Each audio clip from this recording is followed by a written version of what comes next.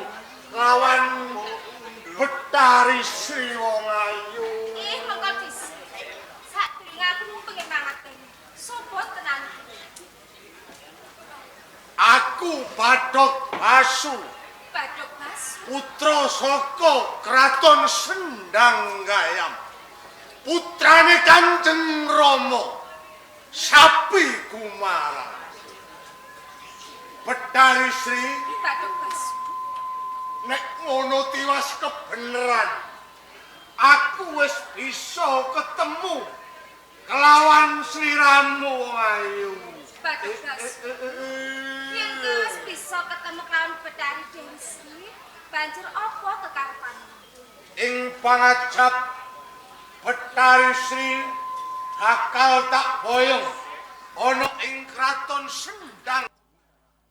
Kowe bakal tak pundhut minangka dadi garwaku ayu.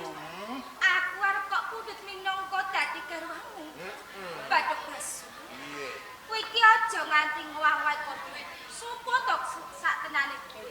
Kowe iki ra seksa. Beda kelawan aku Betari Kayangan Salendra Bawon. Lho, saiki golek wong wadon sing sak padhamu wae Bathuk Basu. Dewi Sri, jagat ki ora ana wong ayu kejaba kowe. mongko sesantine atiku nganti jagat ginulung aku ora bakal mundhut lawan bocah wadon ento ora Dewi Sri. Mula Dewi Sri nek kowe tak boyong ing kraton Sendang Gayam ora gelem ora apa-apa nanging Dewi Sri ora ketang sepisan aku kudu mbok ladeni wong ayu. Aku kudu ladeni karo kowe. Bathuk Basu. Iya. Sithik wae aku ora duweni rasa tresna karo kowe. Lah kok sudi temen aku kudu lelati karo kowe. Kowe ora gelem karo aku. Aku ora bisa. Kurang apa Bathuk Basu? Gagah gedhe dhuwur. Umpama kowe njaluk nglegakno mesti kelakon. Ayo mutung kono.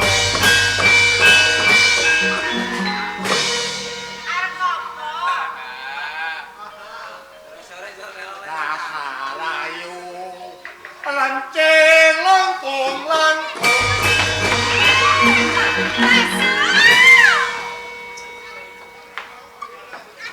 Aku kokno gelang kalung anting-anting.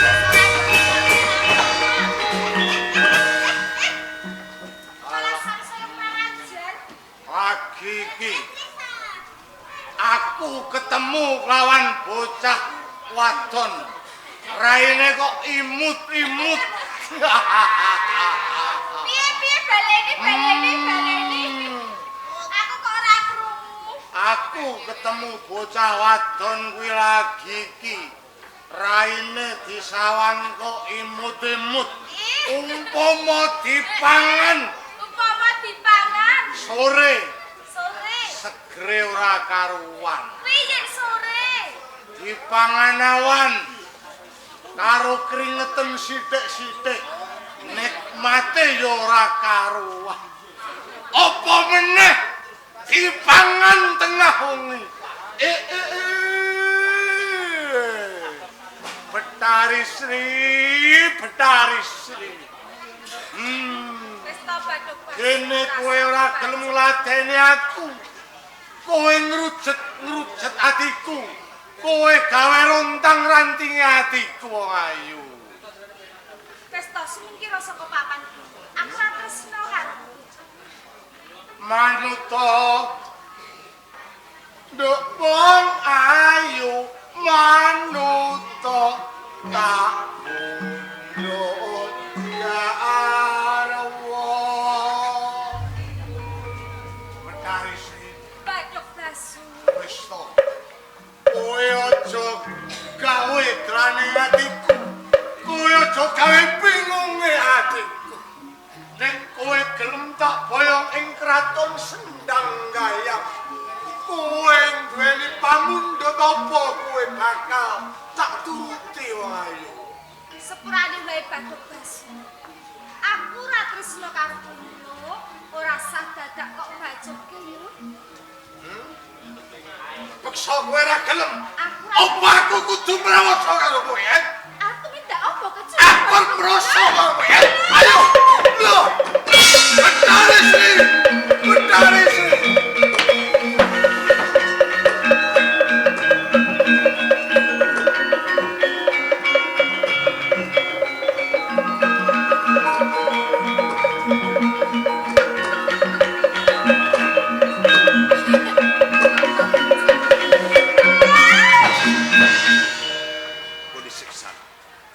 Tenane sapa kang dadi aranmu nganti nggon lumaku mburi sing boten.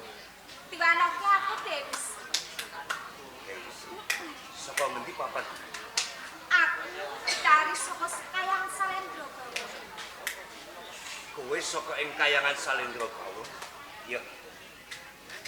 Srawungke aku Joko Tani. saka ing desa Bukuramik iki. Sarisi. Mong aku iki tuh tondo pitaku. Tenane kang ndadekake nganti kowe iki lumaku kaya dening kabujung kewan segar. Apa pancen kabeh kuwi ana bebana sing tumiba lawan Pancen bener apa sing dadi kandhane Joko Tani. Kanthi aku lumayu tumeka ning papan kene, malah kapur aku ketemu karo jalan aku lagi wae doyak-oyak raseksa sing jenenge Bathuk Basu. Bathuk Basu. Apa wigati? Bathuk Basu ku arep tresna karo aku. Cekak cukupe ngepenginake kowe minangka dadi bojone Bathuk Basu. Kuwi bener. Nek pancen isih ana pambojone Bathuk Basu, ing mengkone aku kang saguh ngayomi kawan.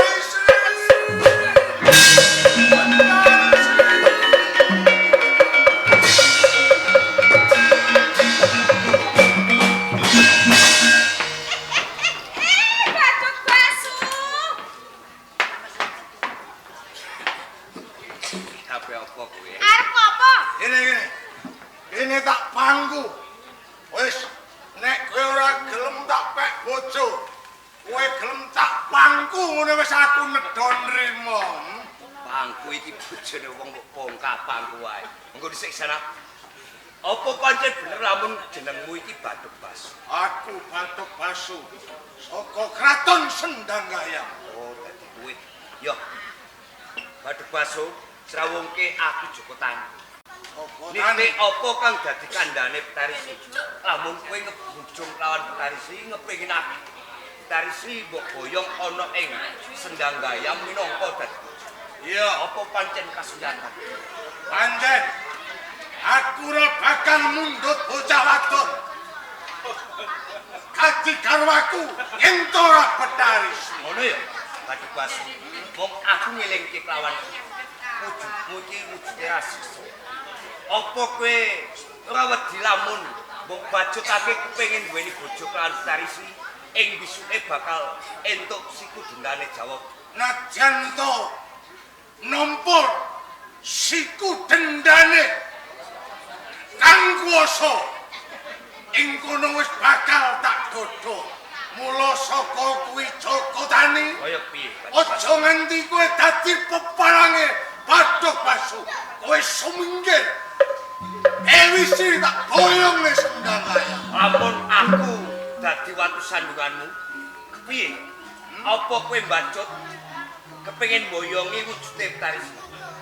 Joko Tani. Ono Tinimbang aku ora kelakon jawab lawan Petarisi tak entengake patriku.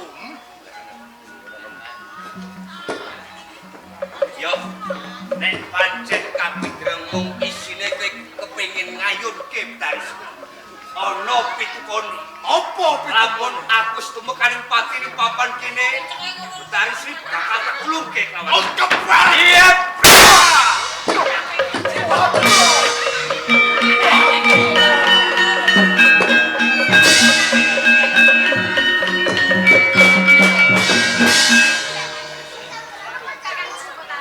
Kasiatane Bathuk Basu wowo.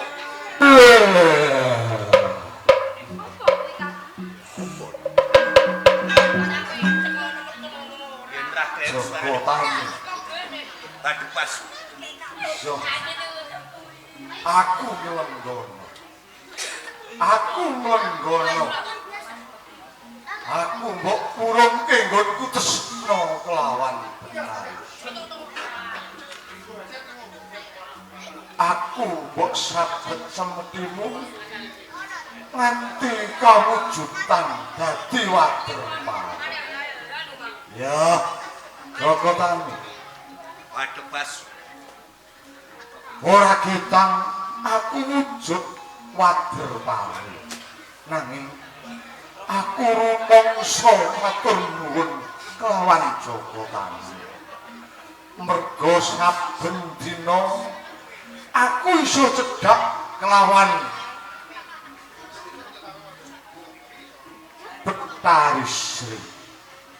Nanging Joko Tani aku matur nuwun kelawan Joko Tani. Aku arep ninggal weling kelawan kowe Joko Tani. Bathuk Basu. Lamun kowe ngepenginake bisa mitungkas kelawan aku, apa kang dadi paweling? Joko Tani, ning kowe dadi tuanggane bapak tani ana ing desa moga rame kene mbok menawa sak wayah-wayah wayah surut ana udan angin saka loretan Joko Tani kowe kudu sing waspada kowe mertandakake bakal ana omongan wis iling-iling Joko Tani cukup sakmene pawelingku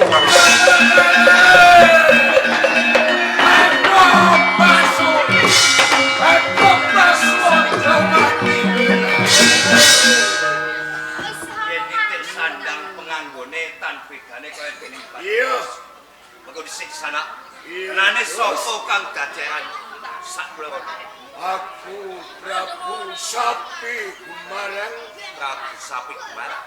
apa Gumarang aku Sapi Gumarang lan kowe Gumarang saka ngendi papan dulung iki aku saka ing kraton Sendang Gayap banjur sapa kowe sing dadi aranmu Gus Prabu Sapi Gumarang lan kowe Gumarang srawungke aku Joko Tani yen ngono kowe sing mateni putraku Bathuk Basu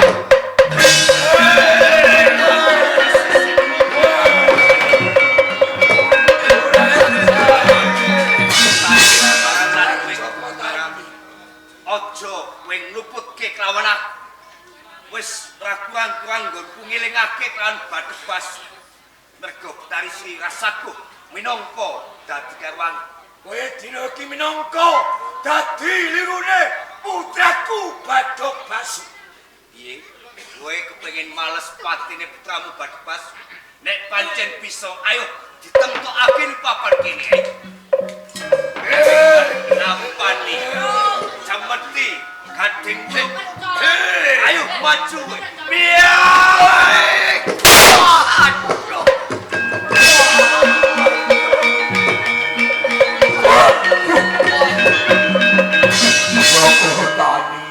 Joko Tani kowe nglimpe karo aku guluku kok berkirakitan iya Joko Tani aku matur nuwun karo kowe senajan to aku wis lumpuh aku wis loyo ning kowe aja mateni karo aku njaluk urip kowe njaluk panguripan karo aku mbok menawa wae sak wanci-wanci ke butuh ake karo aku iya kowe kepengin garap Tegal kowe kepengin mluku aku saguh sabiatu karo kowe aja nganti sirahku mbok seblak nganggo pecut gegerku wae Joko Tani kaya ngono ya ya yen ana dina ngepasi sebuah pahit aku baca ana kupat karo lepet Joko Tani kowe njaluk bancake kupat lan lepet kowe piye waduh tidak Joko Tani matur nuwun karo kowe aku saiki arep manunggal ning rakamu sing tegese Kebo Gumarang iki arep rewang gawe karo kowe sing kok arep kowe iki arep mitungkas lawan Joko Tani piye Joko Tani menawa dina Rebo paling mbok iya aku ora hidup setahun sepisan bancake kupat apa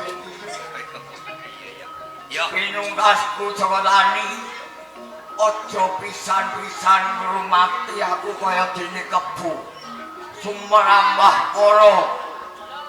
para tani sing mapan ing desa Berjo aja nganti sapi kuwi didol supaya ben manak kemranak dadi akeh kena didol lamun butuh belanja kanggo ewa.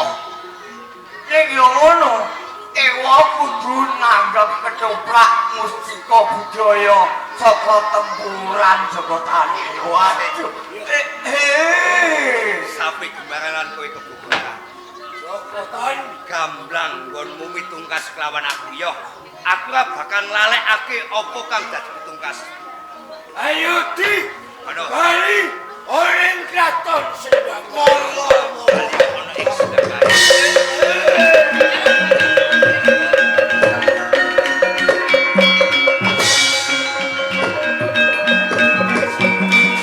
Siji boko siji pawongan sing ngepinginake dadi bojomu wis tak sirnake saka papan iki.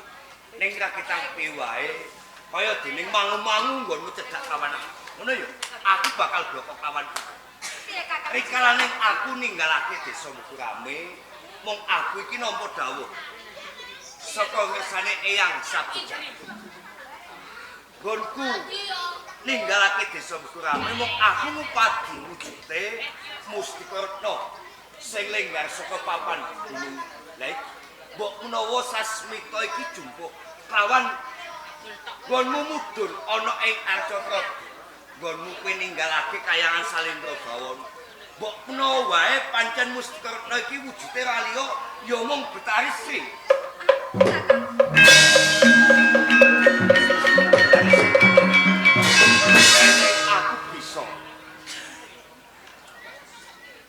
Aku bisa menehi pitulungan kelawan kowe kanggo kemakmurane kabeh kaum tani sak kiwa tengening ana ing desa Mukurame.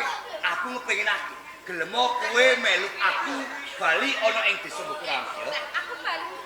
Iya, Wis aku takon kawan kowe sepisan mah. Apa kowe iki wis duweni bojo? Durung Kang. Nek pancen durung aku yo isih iki tembung umpama. Aku nembung lawan kowe, aku ngepinginake. Gelem apa ora umpama kowe iki tak dadekke minangka bojo. Kuwi tenan Kakang. Tenan. Sampeyan kepengin dening. Aku ngepinginake bisa ngayomi sak udohe kelawan jiwa lan kakak. Ya wis Kakang, gandeng sampeyan sing wis kene iki hubungan awake. Aku gelem Kakang. Wis sak nek pancen wis sagut, ayo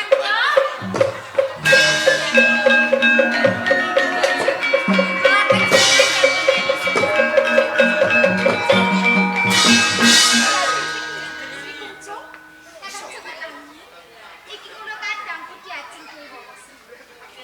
kadang Sri Kunjung. Sri Kunjung uga saka ing kayangan Salendra Bawon. Sri Kunjung sawungke aku Jogotan. Jogotan. Iya. Ayen to kaya mangkono iki malah kebeneran banget aku bisa ketemu kawan Sing Jogotan. tegese kowe bisa ngandhake mapan kebeneran kaya Mung jalaran aku iki ninggalake saka ing kayangan Salendra Bawana, mung bot-bote aku iki kepengin ketemu kawan sekadangku Kang Mbok Dewisi. sakwise iki bisa tinemu kelawan kadangmu Darsi. Apa wisate? Yo Kang dadi wigatiku Kang Mbok Dewisi bakal tak kati munggah ana ing kayangan Salendra Bawana. Ngono ya. Si Kunjung. Lamun kowe ngepinginake kadangmu Darsi arep boyong meneh ana ing kayangan Salendra Bawon. Tak kira ora bakal besuk lagi. Mergo jroning aku tinemu kelawan Darsi. Tak rewangi aku nganti tetandingan kelawan kabeh kasiksa kang mapan saka ing kraton Sendanggaya mung bot-bote muto-muto kelawan kadang kula balya wae ana ing kayangan kowe ora bisa lamun kowe ngepinginake bisa mboyongi Darsi bali ana ing kayangan Jogotan. ana Aku gelem bali ana ing kayangan Salendra Bawana, mung waton aku kudu nanti kelawan sekadangku Kang Mbok nek Dewisi. pancen kowe nantu kelawan kadang tantu Kang. Kala foto panjenengan punika kersa dhewekaken langsung wonten ing kayangan Salendra Bawana. Sepurane wae diajeng Sri Kunjung. Kang wis bali maneh ing kayangan Salendra Bawon. Lho, siramu bali wae diajeng. Kang. Dados mung panjenengan kados ngaten. Bot-boting tebih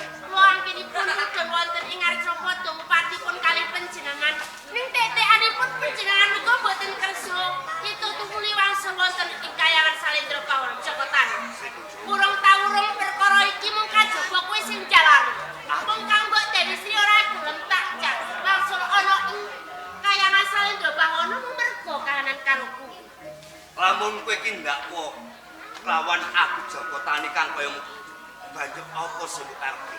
Sing tak karepi pancen yen tok mengkoning Joko Tani bisa ngalahke Sri Kuncung, aku bakal bali ana ing kayangan Salendra Pakon. Sri Kuncung senajan papan dunungmu saka ing kayangan Salendra Pakon mung wujude Joko Tani. Lamun ngadepi kelawan kowe tak kira aku bisa ngalahke kelawan kowe kuat nampani cemeti gading ulung iki. Bakal tak ulungake. Oh, kaya mangkono.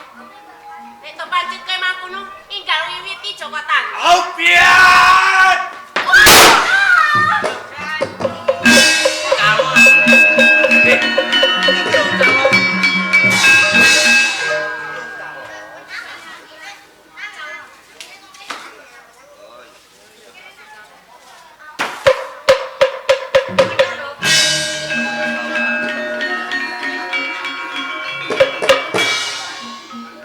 Sakwise kadang musik Kuncung tak tampani kemen dadi bulung sak lemah kewujudan wujude jago.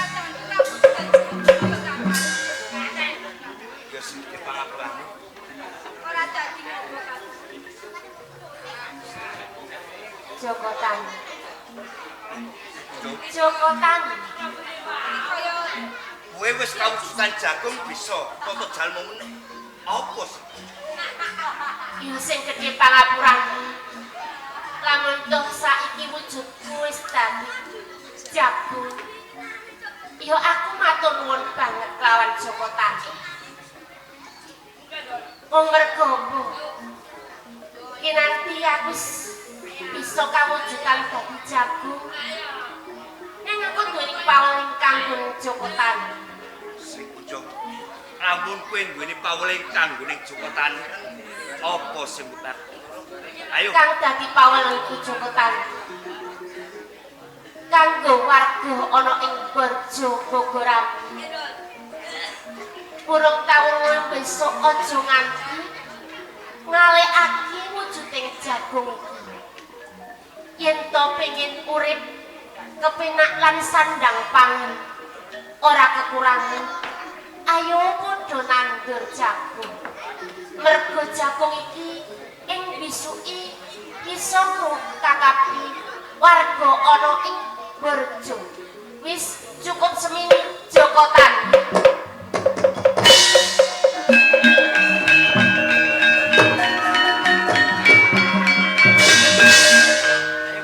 Ablang apa kang dadi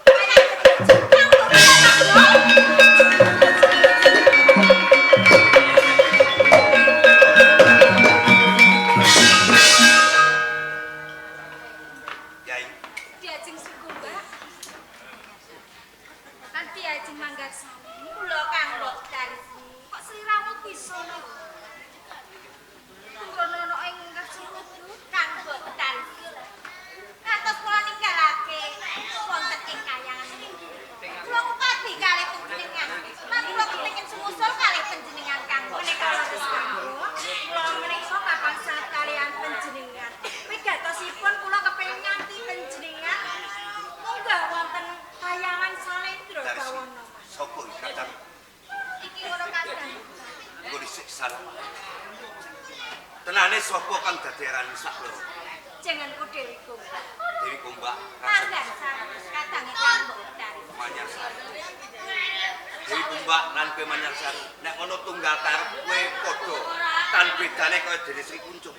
Ngepenginake bisa mboyoni kelawan Darsi ana ing kayangan Salendra Bawana. Pancen bener ora Sisa lan bakal tak ulungake Dewi Sri saka tangan.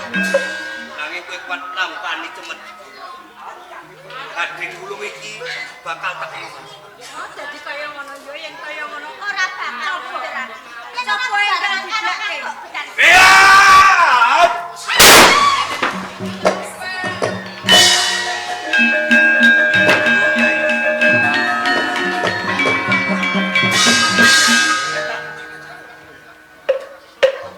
Joko Tani.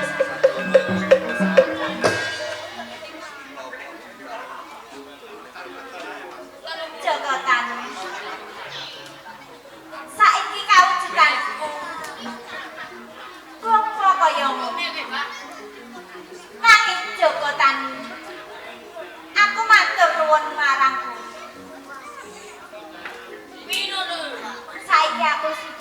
Apa koyo? Aku bakal ditempeli marang kowe Joko Tani. Apa oleh kowe? Besok kowe yen gelem izin lan nandur klapa koyo yen bisa ngumati tuluse batinmu. Uripmu besok bakal mulya Joko Tani. Dewi Kumbak. Keweling lawan aku ora. Iki Kaleh, gentenan. Kekem ning kono ae. Kakang.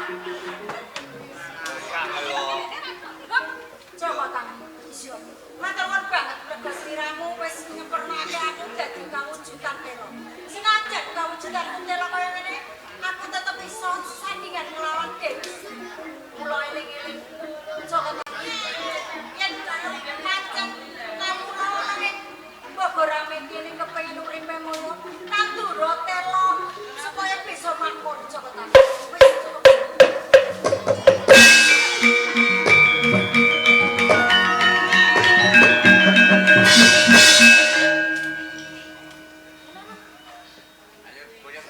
Ayo, bali ono yang serame.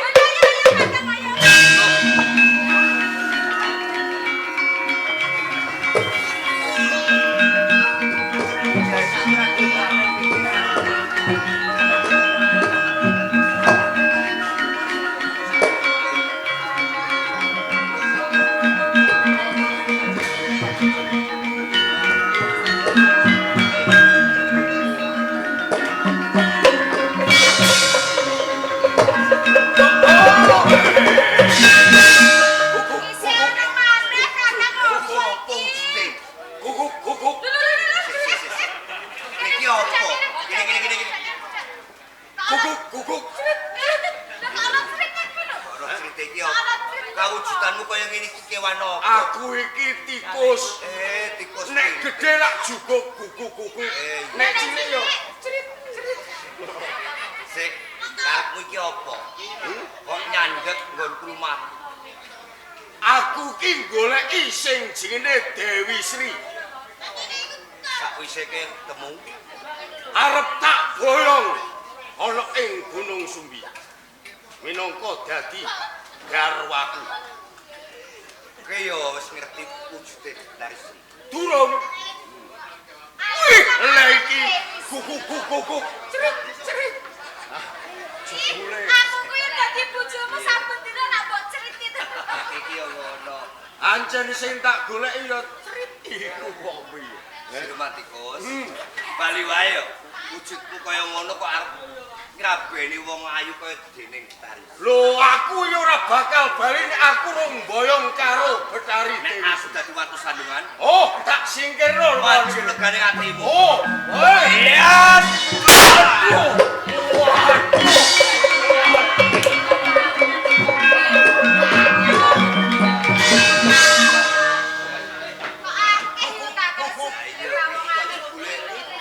Ning donya iki ndak wong wadon iki wong kowe dhewe.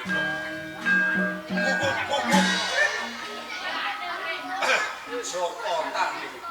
Guguk cerit. Eling deneling ya Joko Tani. Urip ana ing alam donya kuwi ora gampang saya-saya ana ing tanah Jawa. Kanggo Joko Tani kabeh wong tani besok kena kanggo pangeling-eling. Apa pangeling-elinge? Wong tani wis ninggalake adating kejawan utawa adat Jawa sing padha nandur pari dadi tadah kala mangsaku dadi panganku. Merga do nandur pari padha sak geleme dhewe. Pari wayah meteng ora padha dibancaki. Wayah panen pari ora disajeni. Bareng wayah nggarap sawah ning kono padha lali yen to aku ora digawakno takir utawa uba rampene bancaan. Mula saka kuwi pari-pari kuwi kelebu ana ing lumbung-lumbung sak lumbung paribasane. Nek ora gelem manut karo tatanane wong Jaya, pari bakal tak entekno.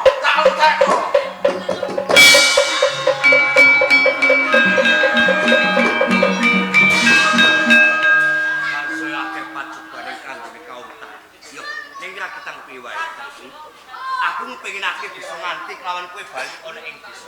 Ayo bali.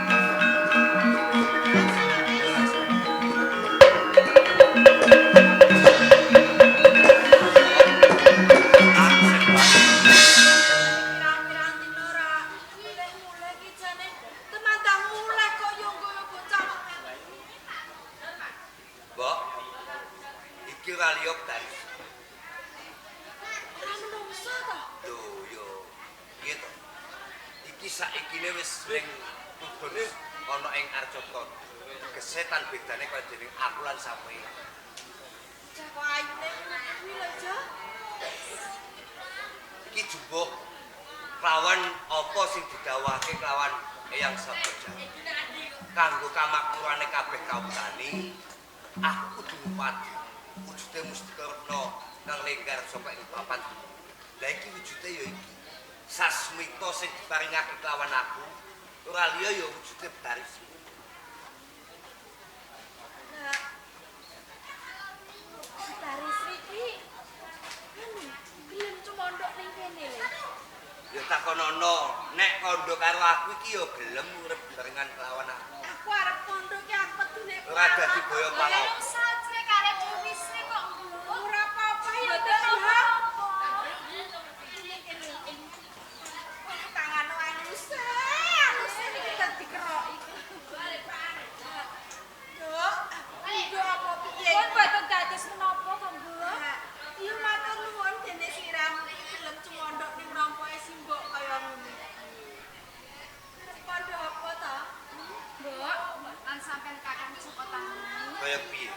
Aku kelar cumondhok ana ning omahmu, Kakang. Nanging aku ki duweni penjaluk karo sampeyan. Apa kang dadi panyumbang? Aku njaluk sampean gaweke lumbung loro dina. Kowe njaluk wujude lumbung loro dina. Kanggo apa? Wis to sampean gelem apa ora? Kaya ngono ya. Oh, nek kayu. Nek pancen kaya ngono tak gaweke sedulur ya, Mbak ya. Iya iya. Kakek lho, Jo. Iya iya. Matur nuwun, Jibu. Rumangsa seneng. Wong Jokotane pirang-pirang taun Joko Kasih paribasane ora tau gelem duwe. Kepiye, Kakang? Wis tak cepake, tak papanake ning centong sisih kidul. Ngono ya, Betaris. Kabeh apa kang dadi penjalukanmu wis tak udanake. Kae wis tak cepake wujude lumbung loro dina. Wes Kakang, coba. Coba telik dinen. Kurang Mungguh kangune kuwe apa ora? Matur nuwun nih, Kakang. Aku jalan pamit dhisik ya, Bu. Sisih kono sisih entek kae ya, ya.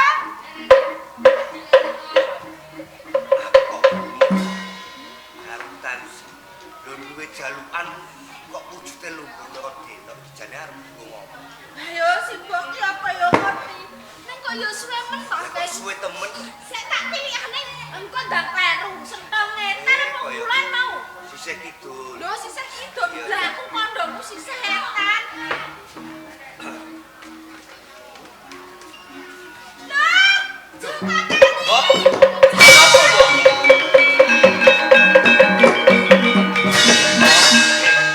Lho iki Betaris iki menyang endi kok malah kowe iki nggawa wujude pari kaya ngene? aku mau nek goleki Dewi Sri ta. Iya. Ora ono iki.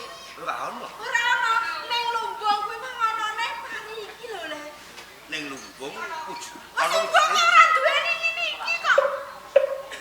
Kaya ngono lagi. Saka mendi?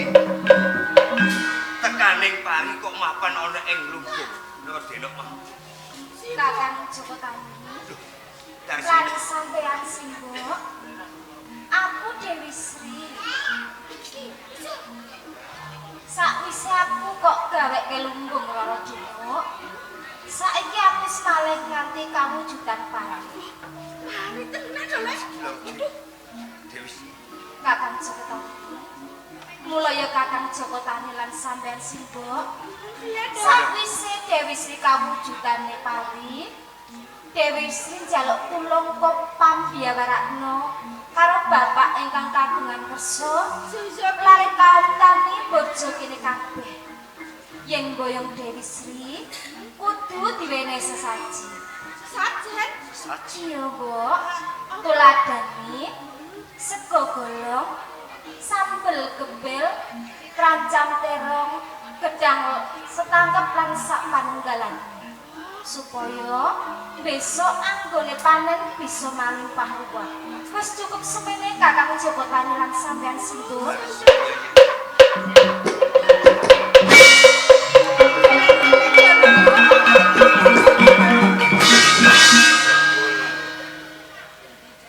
Kaya ngene to werdine sasi mitane Eyang Sabdo Jawa. Yo, nek pancen kaya ngono sisan gawe, aku bakal diwarake kabeh kaum tani kang mapan ana ing desa Medura. Ya kaya ngene iki mau, bapak ingkang kagungan kersa, gambarane lelakon Joko Tani wis pantuna, jarene wis cumping surya keluarga Mustika Budaya